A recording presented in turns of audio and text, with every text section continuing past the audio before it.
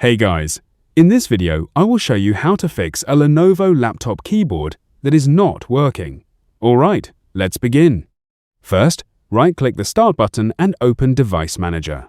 Expand the Keyboard section and locate your keyboard, which usually includes PS/2 in its name. Right-click it and select Update Driver. Choose Browse My Computer for drivers, then click Let me pick from a list of available drivers. Select the compatible driver and click Next. After the installation finishes, check if the keyboard works. If the issue remains, right-click the keyboard again and select Uninstall Device. Confirm the removal, then restart your Lenovo laptop. Windows will automatically reinstall the keyboard driver during startup.